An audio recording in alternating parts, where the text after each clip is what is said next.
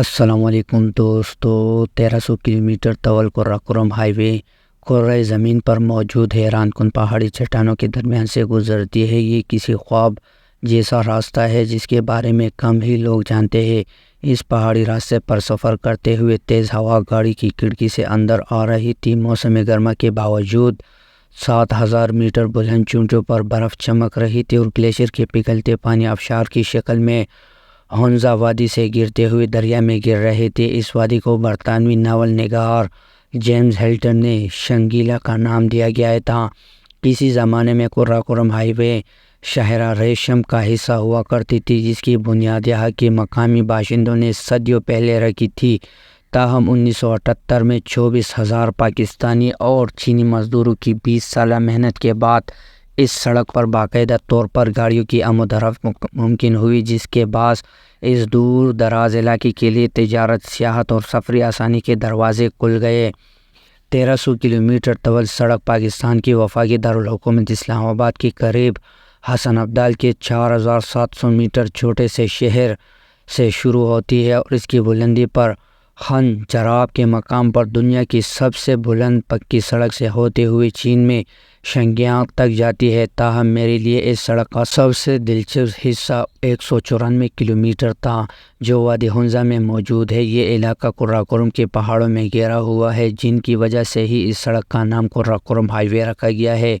یہ علاقہ غیر یقینی حد تک خوبصورت ہے۔ یہاں سفر کے دوران آپ کو شفاف گلیشیئر، جھیلیں اور برف سے اٹی چٹیاں ہر طرف نظر آتی ہے۔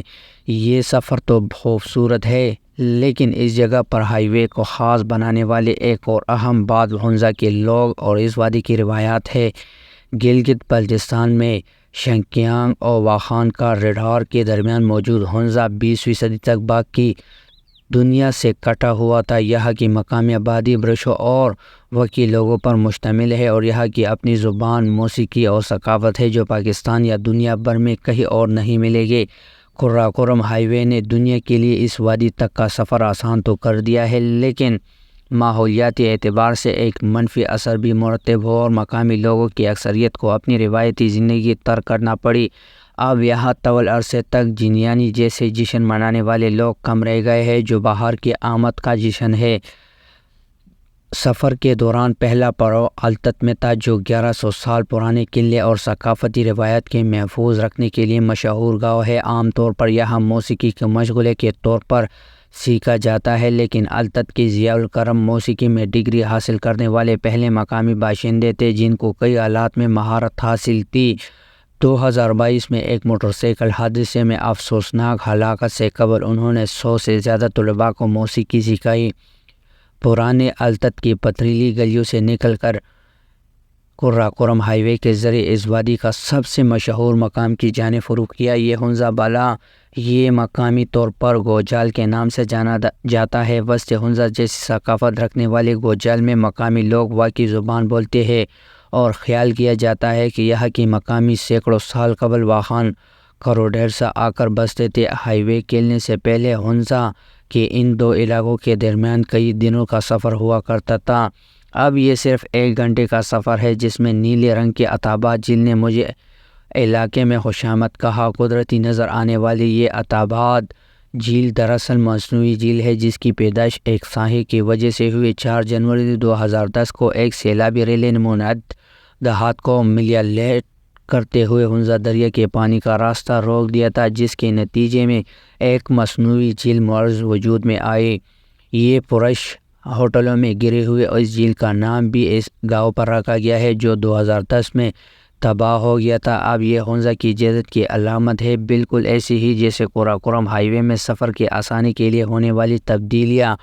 چین پاکستان دوستی کے نام سے 5 سرنگیں 2015 میں مکمل کی گئی تھی، جن کو دیکھ کر ایسا لگتا ہے کہ اب دنیا کسی مصروف شہر میں موجود ہے۔ پاکستانی خوراک مسالوں سے بھرپور ہوتی ہے، لیکن ہنزا کی روایتی پکوان میں مسالے صرف پودینے چند پتوں کی شکل میں ہی موجود ہوتے ہیں۔ ان میں یاک کا گوشت اور خوبانی کا تیل بکثرت استعمال ہوتا ہے۔